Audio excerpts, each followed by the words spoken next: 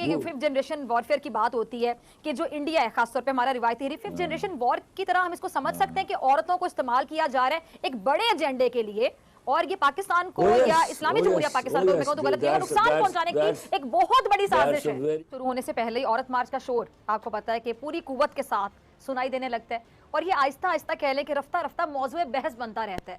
یعنی ہر کوئی عورت مارچ کے حوالے سے بات کر رہا ہوتا ہے۔ اب میرے خیال سے کسی بھی تحریک یا مارچ یا اجتماع وغیرہ کی حمایت یا مخالفت کے لیے لازم ہے کہ سب سے پہلے اس کے منشور اور سرگرمیوں کا جائزہ لیا جائے، اور پھر اس کے بعد شمولیت اور عدم شمولیت یا پھر عدم شمولیت کا فیصلہ کیا جائے۔ اچھا، قیام پاکستان سے لے کر آج تک کی ترقی اور خوشحالی میں ایک عورت کا کردار میرے خیال سے بہت اہمیت کا حامل رہا ہے، آپ لوگ اگری کریں گے۔ کوئی معاشرہ پرفیکٹ نہیں ہوتا، لیکن ہر معاشرے میں آپ کہہ لیں کہ چھوٹے موٹے مسائل تو ہوتے ہی ہیں، اور ہمارے معاشرے میں بھی کچھ مسائل ہیں، کچھ بہت زیادہ ہیں، اس میں کوئی دو رائے نہیں ہے۔ اگر میں خواتین کی بنیادی مسائل کی بات کروں تو تعلیم،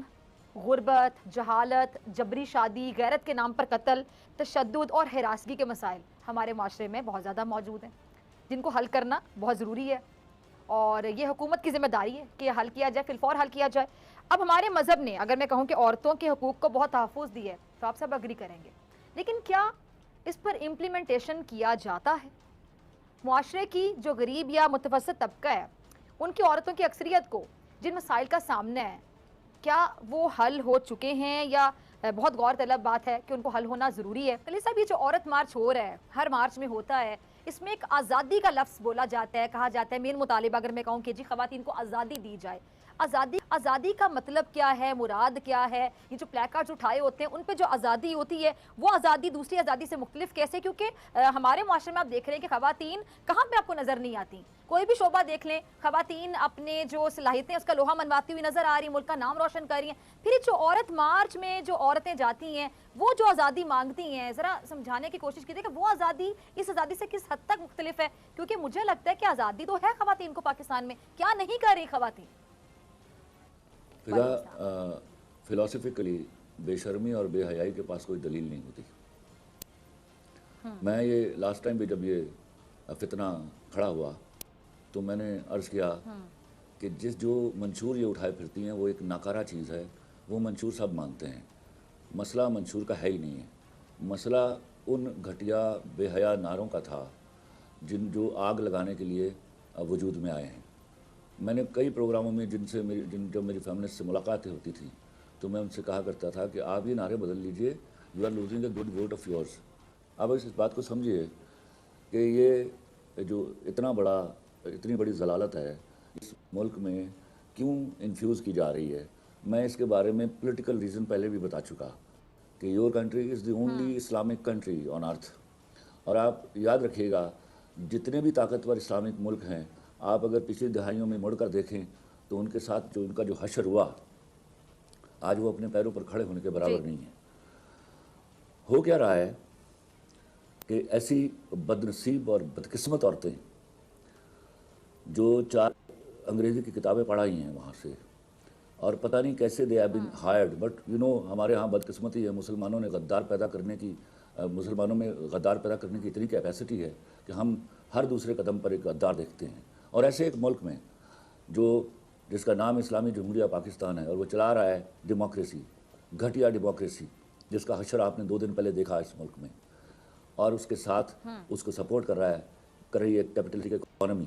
یہ باتیں اتنی جڑوائیں اور سمجھنے کے لیے ضروری ہیں کہ خدا کے واسطے اگر ابھی بھی اسے صرف نظر کیا گیا تو ہم تباہی کے دہانے پر جا کر کھڑے ہو گئے ہیں۔ اور میں آج بولتا ہوں اٹ از ہائی ٹائم نو، میں مردوں سے ریکویسٹ کرتا ہوں کہ کوئی آدمی ان کے خلاف کوئی ریلی لے کے نہ نکلے، کوئی ایک دوسرا مارچ نہ نکالے، لیکن میری آج درخواست ہے اپنی نیک نام با وفا اور با کردار عورتوں سے، یہ جوتا آپ کے منہ پر مارا جا رہا ہے، پلٹ کر جوتا ماریے ان کے منہ پر۔ یہ جو مٹھی بھر 35-36 نام نہاد ویمن رائٹس کی کے بارے میں بات کرنے والی عورتیں ہیں، ان کو اب مزہ چکھانے کی ضرورت ہے۔ اور کوشش کیجئے کہ اس طرح کی گندگی جو ہے اگلے سال کے 8 مارچ تک محیط نہ ہو جائے۔ اچھا، میں خود ایک خاتون ہوں، میں اس عورت مارچ کے خلاف ہوں، کیونکہ اس طرح کے پلیک کارڈز اٹھائے ہوتے ہیں، ایسی چیزیں لکھی ہوتی ہیں کہ میرے خیال سے میں وہ الفاظ نہیں بول سکتی، آپ نہیں سن سکتے، بہت سی چیزیں ہم دہرا ہی نہیں سکتے وہ پلیک کارڈز پہ جو لکھی ہوتی ہیں۔ تو یہ کس قسم کی عورتیں ہیں، یہ کون سی عورتیں ہیں جو ایسے پلیک کارڈز اٹھا کے کھڑی ہوتی ہیں, کیمرہ آن ہوتا ہے کیمرے کے سامنے, اور آپ کو یاد ہے نا کہ وہ گیز اور لیسبینز کے حقوق کی بھی بات کر رہی تھیں, مطلب کوئی کانسیپٹ ہے ہمارے مذہب میں گیز یا لیسبینز کے حقوق کا؟ یہ ریاست کی ذمہ داری تھی کہ یہ بکھری ہوئی بدمست عورتیں جب اس طرح کے گندے اور گھٹیا اور غلیظ اور بے حیا نعرے لے کر نکلتی ہیں تو ان کا پتہ چلایا جائے, ان کے باپوں سے رابطہ کیا جائے, ان کے بھائیوں سے رابطہ کیا جائے, ان کے ڈیٹا تو کلیکٹ کیجئے. یہ میرے ہاں کی بچیوں کو بھٹکا رہی ہیں, یہ کون ہیں, ان کے پیچھے کیا ہے, کون فنڈ کر رہا ہے ان کو, کہاں سے آ رہا ہے یہ پیسہ جو اتنے اس طرح دندناتی ہوئی یہ باہر نکل آتی ہیں. اور یہ اس طرح تو یہ کبھی اس معاملے میں نہیں بولی جو دلی میں واقعہ ہوا. علماء دین سے ملتا ہوں میں, جب مذہبی علماء دین سے ملتا ہوں میں ان کو بھی ہاتھ جوڑ کے درخواست کرتا ہوں کہ خدا کے واسطے اس معاملے کو نبیڑنے کے لیے ان کے ساتھ دستوں گریباں مت ہوئیے گا. انٹرنیشنل میڈیا اس طاق میں بیٹھا ہوا ہے کہ کب آپ ان پر حملہ کریں اور وہ چیخے آپ کے خلاف. یہ ہماری جو عورت ہے نا, پوائنٹ ریز کر دیا جس کے میں آنا چاہ رہی تھی. جس کے ہاں خلیل صاحب ایک اہم پوائنٹ ذرا میں آپ ختم کریں. اچھا اہم پوائنٹ یہ ہے, باکردار عورت ہے, یہ جوتا اب نکال کے اس کو مارنا ہے ان کے منہ پر, and that is quite necessary. ٹھیک ہے. اچھا خلیل صاحب, جیسے آپ اکثر دیکھتے ہوں گے کہ ففتھ جنریشن وارفیئر کی بات ہوتی ہے کہ جو انڈیا ہے خاص طور پہ ہمارا روایتی ففتھ جنریشن وار یہ ہے کہ جی آپ کو تلواروں کی بندوقوں کی ضرورت نہیں ہے, جس طرح میڈیا پہ آپ وار کر رہے ہیں, آپ میڈیا کے تھرو کسی کو بھی ٹارگٹ کر رہے ہیں, جس طرح انڈین میڈیا ہے کیا کرتا ہے آپ کے سامنے ہے, حقائق چھپاتا ہے, پتہ نہیں کیا چہرہ دکھاتا ہے بھارت کا, اصل چہرہ چھپاتا ہے, کشمیر کے حوالے سے غلط رپورٹنگ کرتا ہے. اسی طرح یہ ففتھ جنریشن وار کی طرح ہم اس کو سمجھ سکتے ہیں کہ عورتوں کو استعمال کیا جا رہا ہے ایک بڑے ایجنڈے کے لیے, اور یہ پاکستان کو یا اسلامی جمہوریہ پاکستان کو, میں کہوں تو غلط ہے, نقصان پہنچانے کی ایک بہت بڑی سازش ہے. That's a very fatal tool which is being used in fifth generation war. اور چونکہ عمومی طور پر اس کے دیے ہوئے زخم جو ہیں وہ فوری دکھائی نہیں دیتے, جس طرح ابھی ہمارے لوگوں کو پتہ چلا, اور وہ اب اس عقیدت سے بار بار میری طرف دیکھتے ہیں, اور میں ایکچولی ان کی طرف دیکھ رہا ہوں کہ this is high time now کہ ان کو we should combat with them right now instead کہ یہ بیماری زیادہ پھیلے اور ہمارے سوشل سیٹ اپ کو ڈسٹرب کرے. یاد رکھیے اس بات کو بڑی باریک بینی سے سمجھنا ہوگا, مردوں میں